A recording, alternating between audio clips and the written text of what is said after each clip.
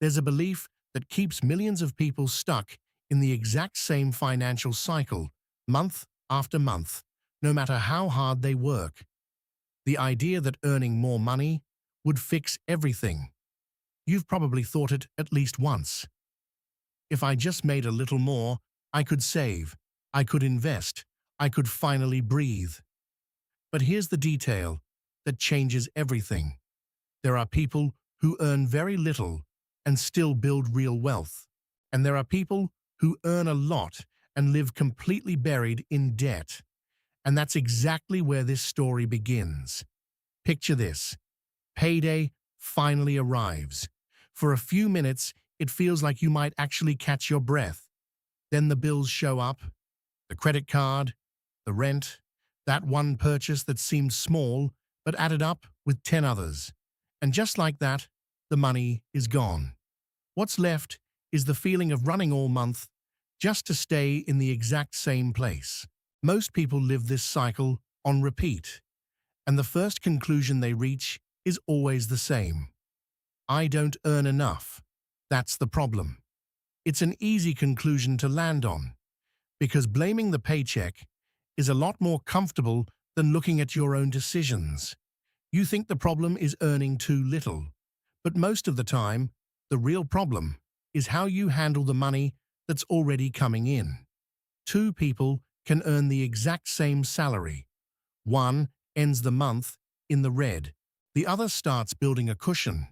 The difference between them isn't income, it's behavior. There's a well-known pattern called lifestyle inflation. As income goes up, spending rises right alongside it, sometimes even faster. A new phone, a nicer apartment, more nights out. Every raise gets absorbed before it even has a chance to sit in the account. That's why earning more, by itself, rarely solves the problem. What actually changes someone's trajectory isn't the number on their paycheck. It's how that person sees every single dollar that comes through their hands. The moment someone realizes that every spending decision is also a decision about their future, money stops being just survival and starts becoming a tool. It's a simple shift in perspective, but it completely changes the direction of a financial life.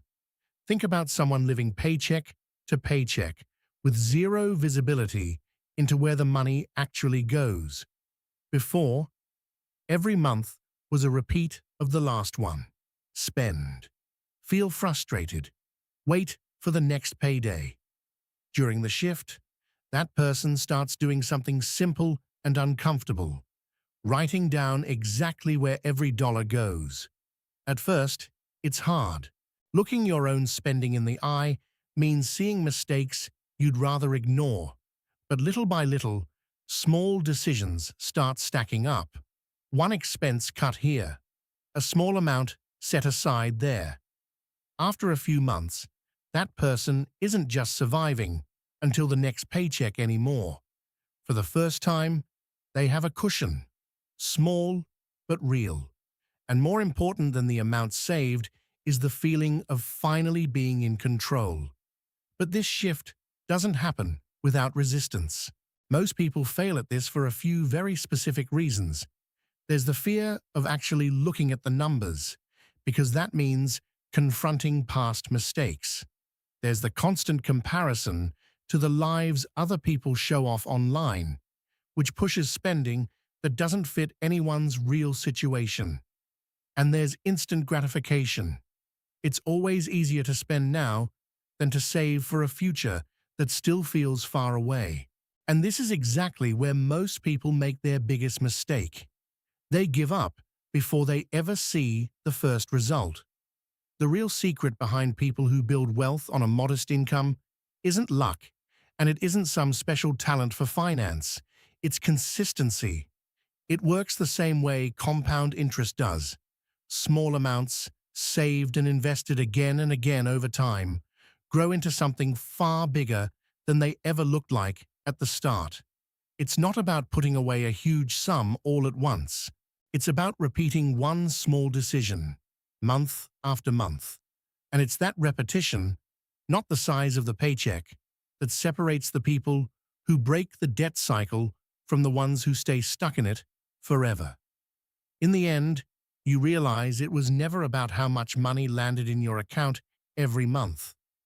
It was about who you became with every decision you made with what you already had.